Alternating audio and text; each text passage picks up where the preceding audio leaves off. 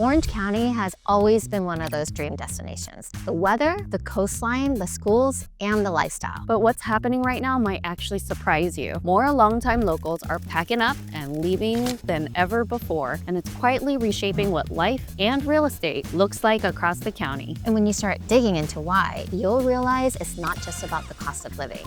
It's about how the entire rhythm of Orange County life is changing. Today, we're looking at number 1, the real reasons families and retirees are leaving and where they're actually heading instead. And 2, what today's buyers need to know about pricing trends, insurance costs, and lifestyle trade-offs before making a move. And 3, how smart sellers are still winning in a market that looks slower on paper, but is full of so much opportunity if you know where to look. We're Kai and Yulree, local Orange County real estate experts who've helped countless clients buy, sell, and relocate with relentless care and exceptional expertise. From coastal enclaves to Newport and Laguna to family-friendly suburbs of Irvine, Mission Viejo, and Yorba Linda. So let's break it all down, starting with the 5 biggest reasons why people are leaving Orange County in 2025. Number 1, cost of living has outpaced lifestyle. So what do we mean by that? Median home prices in Orange County, they're around that $1.1 million. So that's nearly double the national average. So it's super high over here. So even for well-established residents, right, for property taxes, HOA dues, and insurance premiums, they've also climbed sharply too. Yeah, and not only that, everyday expenses are super expensive. So groceries, gas, especially here in California with all the gas taxes, and childcare especially, now outpace wages in most Orange County cities. So many longtime locals are now realizing that selling now means unlocking hundreds and thousands of equity and a simpler lifestyle elsewhere. So in places like Boise, Austin, parts of Tennessee. But I guess you trade off lifestyle for Simple, life, right? right? Yeah. Simple, yeah. Okay, so what's the main takeaway here? I would say people aren't leaving because they dislike Orange County, but they're leaving because their money and lifestyle simply stretch further somewhere else. Yeah. Okay, so even with the rising costs, many people have a hard time putting a price on what's really important to them, right? So it comes down to the weather, the lifestyle, and just the sense that nowhere else feels quite like Orange County. That's priceless. Like, these are priceless items. Yeah, so they'll stay even if it means downsizing or coping with the trade-off. And so when the cost of living starts to feel like very tight and heavy, the next thing people notice is how much everyday comfort, traffic, commute, access impacts their quality of life as well. So next would be commute fatigue and the quality of life trade-offs. So even with remote work, I would say OC's traffic has returned to pre-2020 levels. So commutes that used to take 30 minutes can easily stretch to an hour in peak times, especially on the 405, the 55, the 5 freeways. Yeah, for sure. And families moving inland, so areas like Rancho Mission Viejo, Ladera Ranch, or Yorba Linda, further away from main job hubs like Irvine, Newport Beach, even LA, they find themselves trading longer commutes for larger homes. That was the original focus for them. But then they realize, is that really what I want? The more space for less time with my family? So what would you say the main takeaway is? I think it's really the convenience premium that once defined Orange County is now being questioned. So a lot of people want their space, their time, and their balance back. So I say on the flip side though, even with the longer commute and the payoff for many is the proximity to opportunity. I think that's why people would still stay in Orange County because it does continue to attract top employers, new industries, and remote friendly roles that let people do shape a lifestyle that works for them. But it's not just the traffic, time, or cost. The actual housing inventory and what's being built is changing who OC actually serves. Number 3, the housing market has outgrown the middle class. New construction in Orange County has shifted heavily towards luxury and multi-unit developments. That prices out many mid-range buyers. Entry-level inventory under $800,000 is nearly gone, and what exists often comes with high HOA or Melrose fees, and buyers don't feel like they can buy what they actually want these days. For sure. Meanwhile, move-up buyers who might actually want to upsize locally or find better value, they look in Temecula, Murrieta, or Riverside County, where new builds are 25 to 30% cheaper per square footage with a yard and space for their fur babies and etc. Even investors also are shifting their capital elsewhere. So we see them moving out of places like Irvine and chasing higher rental yields in Phoenix, Las Vegas, and parts of Texas. Yeah. So what's the main takeaway here? I would say that the middle tier buyer, once the backbone of Orange County, they're finding fewer reasons to stay. So they're reshaping who can actually afford to call the county home. And for those who can afford to stay, another factor is becoming harder to ignore: the climate and the insurance that pressures hitting coastal California. That takes us to number 4, climate risk and insurance costs. Insurance premiums have surged across Southern California due to wildfire exposure and coastal flood risks. So some insurers have even paused new policies, forcing homeowners to switch to California's FAIR plan at much higher rates,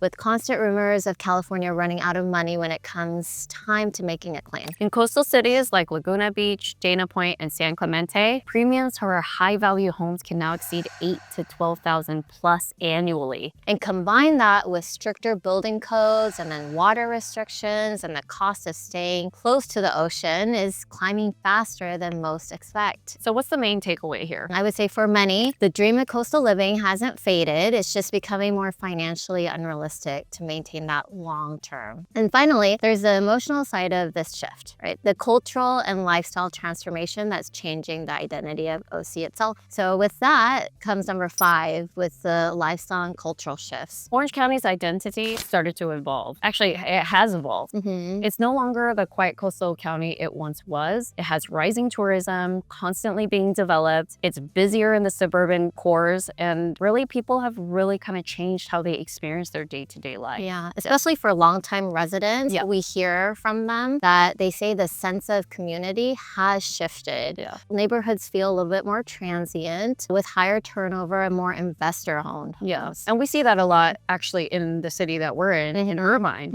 A lot of foreign investors come in and buy a lot of homes, and then they rent them out. So they see a lot of turnover of the actual residents living there. Also, young professionals are drawn to walkable cities like San Diego, Austin, Denver, while retirees are looking for calmer, lower density lifestyle. Yeah, for sure. So what's the main takeaway from this? I would say people still love the OC lifestyle. They're just realizing they can find that version of it elsewhere. Right, maybe for without the cost or the crowds. Yes. So all of this movement, the cost, the pressure, lifestyle shifts, and migration trends, it's reshaping the local market. Next, let's talk about what buyers need to understand right now if they're thinking about moving into or within OC in 2025 or 2026. So, number 1, prices are starting to level off, right? I think we still see that the floor is still high, and the median home prices across Orange County sits around that 1.1, 1.2 that we talked about earlier. But roughly year over year, it's pretty flat after 2 years of some cooling. Inventory, though, has climbed about 12 to 15% from last fall, though. It gives buyers more breathing room, but not completely a full leverage. It's not completely a buyer's market. And we talk about this a lot. There's a lot of pockets or micro pockets like Anaheim Hills, Aliso Viejo, even like parts of Irvine that are holding steady, while ultra luxury coastal areas like Newport Coast, Laguna Beach, they're all seeing price reductions or price trims. I would say like a trim, not a reduction, of 3 to 5%. And entry-level and mid-tier homes under $900,000 remain highly competitive. So they draw multiple offers if well located, move-in ready, priced well, marketed right.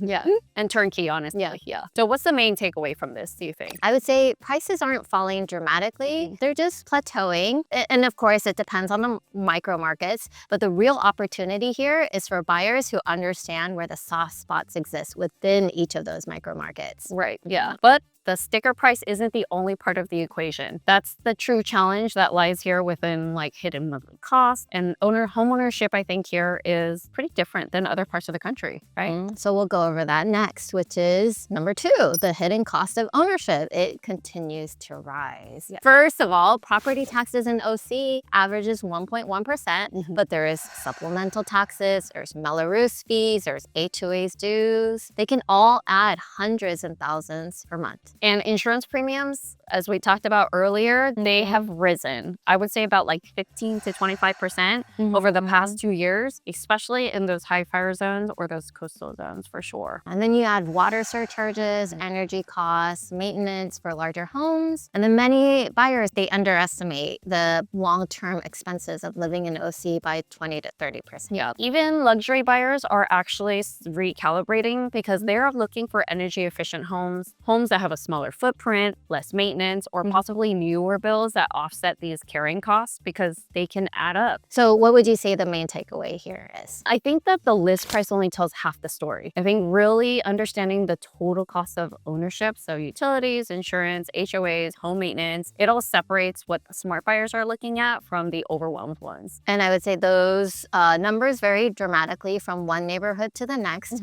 which brings us to one of the biggest mistakes buyers make when they relocate here. Number 3, every neighborhood lives by different rules. So some examples of that is Irvine. Irvine's planned communities, they're all stable. They're all HOA heavy. Well, not all, like majority of them are. And then if you compare that to Huntington Beach, which offers like coastal charm, but like an older infrastructure. And then there's also Yorba Linda, Coto de Casa. Those like cater to a lot of space and a lot of privacy, but every neighborhood is very different. And then also within these cities, median prices can vary just 15-minute drive from each other from $500,000. So what's your main takeaway here? I think, or what's our main takeaway here? You can't really judge Orange County as one market. It's a dozen or even like more, way more of the micro markets layered together. And knowing which one fits your stage of life and your budget is key to really finding enjoyment here. And if you're hoping to sidestep bidding wars or inflated resales, new construction actually might look tempting, but there are trade-offs you need to understand. So it brings us to number 4. We're going to talk about new constructions that comes with incentives, but also fine print. Builders in Rancho Mission Viejo, Lake Forest, Irvine, Yorba Linda, Placentia, all of these cities and also much more, they're offering rate buydowns right now that can get you $10,000 to up to $90,000 closing credits on move-in ready inventory. Yeah, but lot premiums like HOA fees, Melrose districts can quickly erase those savings. So you got to really look at those numbers. Yeah. And some new build communities in South Orange County now carry a total monthly cost exceeding $1,000 to $1,200 before your mortgage in HOA fees or Melrose. Yeah, so the real advantage here, though, with new construction is energy efficiency, because in California the rule is they all come with solar now. Yeah, you get lower maintenance because it's new and modern design, but buyers still need to budget carefully for those long-term fees. For sure. So what would you say the main takeaways? I think incentives really look great up front. Your total monthly costs may still rival older resale homes. So you always want to run numbers, full numbers, start to finish before you sign anything. And once you've found the right fit, though, timing becomes a final piece because leverage in this market moves with the calendar. Which takes us to number 5. Timing matters more than ever. So historically in Orange County, the market cools between October all the way through February, with more listings sitting longer and sellers showing flexibility. Spring and early summer bring renewed competition, though, especially in desirable family neighborhoods near top-rated schools. That sounds like a lot of Orange County, doesn't it? And part of the reason is because families just want to move during the summer when it's easier for the kids to do the transition, right? Yeah, we're done with all the holiday season and everything, so. Buyers who have stronger financing or flexible move-in times, they can negotiate closing costs, rate buydowns, and small price drops right now. So the next 3 to 4 months may be one of the most balanced windows buyers have seen since I would say even before 2020. Okay, so the main takeaway is in a market this expensive, timing and preparation can save you tens of thousands. Not by waiting, but by buying smart within the right window. But for every buyer entering the market, there is a seller on the other side trying to navigate slower demand and higher expectations. So next, let's talk about what sellers need to know right now and how the best ones are still winning. Well, buyers haven't disappeared. They've just gotten more picky. Demand across Orange County hasn't vanished at all. It's actually just shifted from emotional to analytical. Relocators from Northern California, Seattle, and Chicago are still coming, but they're doing more research and expecting value value for what they spend. Yeah, absolutely. And homes that are move-in ready, well-priced, and properly marketed are still moving incredibly fast and have multiple offers, while others are sitting much longer. So the difference really isn't the market, it's how each listing is positioned within it. So what's our main takeaway for this? Buyers today are more selective, not absent, and winning sellers are the ones who meet buyers where they are. They're informed, cautious, and value-driven. And when buyers are this intentional, the way your home feels both online and in person becomes your biggest seller advantage. That takes us to number 2. Presentation and storytelling matter more than ever before. Professionally staged and photographed homes, they sell 30 to 40% faster and command higher offers. Yeah, video tours and lifestyle storytelling showing the proximity to trails, proximity to schools, or coastal access now act as the first showing. Even smaller updates like fresh paint, landscaping, or modern lighting can transform perception and widen your buyer pool because people really buy with their eyes. Yeah, and for those higher end listings, production quality videos and social media marketing can make or break your exposure. So the main takeaway is that in today's visual first market, your home's story matters just as much as its specs. So the best listings make buyers imagine their life there, not just see square footage. And even with the best presentation, it all falls apart if the pricing strategy doesn't match with what buyers are actually seeing online. Which takes us to number 3. Pricing strategy determines your leverage. So the days of overpricing and waiting it out are gone. Buyers are tracking price drops in real time on Redfin and Zillow, and they are informed. They are looking at data every single day. So even overpricing by even 3 to 5% can push your listing into weeks of stagnation. Which makes it look very stale, and we never want that for you. So on the flip side though, strategic pricing can create competition and spark offers even above asking. So the key is staying dynamic, adjusting based on engagement data, showing feedback, and days on market benchmarks. So pricing high doesn't mean you'll actually sell high. The smartest sellers price to attract as much attention as possible to the right buyers, and then they let the market bid them up. And knowing who your buyers actually are and where they're coming from can completely change your results, which takes us to number 4. Out of area marketing is the hidden advantage. Roughly 30 to 35% of OC's buyers are still coming from outside of Southern California. That means your marketing has to reach beyond the MLS, into YouTube, relocation searches, and social platforms where out-of-state buyers can start the research. So in a market where many buyers never step foot in Orange County before buying, your online presence is your open house. In 2025, local marketing just isn't enough. Your buyer may be sitting in Seattle, Austin, or even Australia, and they need to see your home before they ever visit. And to the sellers who understand this new landscape, there's still plenty of opportunity, even as the market normalizes. So number 5, you can still win if you play it strategically. Well-positioned listings in prime areas, they're all still commanding strong prices when marketed correctly. The winning formula, I would say, is now combining timing, presentation, and precision pricing. So not just waiting for the right buyer. Sellers who collaborate with their agents, who analyze engagement data weekly and adjust accordingly, are staying ahead of the curve. So it's not about chasing the market down, it's about leading with strategy and clarity. So our main takeaway for this is success in 2025 is no longer about luck, and it honestly never really was about luck. It's about positioning. Sellers who adapt early, they stay flexible, and work with data-driven agents will still win. So whether you're watching this as someone planning to leave Orange County or you're hoping to buy your next home here, what's happening right now in this market tells a bigger story about lifestyle, value, and timing. So whether you're one of the many people thinking about leaving Orange County or you're trying to figure out if right now is the right time to buy or sell, here's the truth. This market is not collapsing, it's correcting. Prices have leveled, but the cost of living continues to climb. So buyers haven't disappeared, but they're far more selective. And sellers can still win as long as they understand how to position, price, and market it strategically. And the reality is Orange County is changing, and the people who come out ahead are the ones who understand. They understand the shift before anyone else does. We're Kai Yulree, and And we help people make confident real estate decisions across all of Orange County, whether that means you're selling your home for top value, relocating out of state, or finding the right place to stay and put down roots. And if you're thinking about making a move, reach out anytime. Call, text, or send us a message for a personalized game plan that fits your next chapter. And if you want to see which Orange County neighborhoods are still growing despite the shifts, subscribe to our channel and click the bell for notification on our next video. See you next time.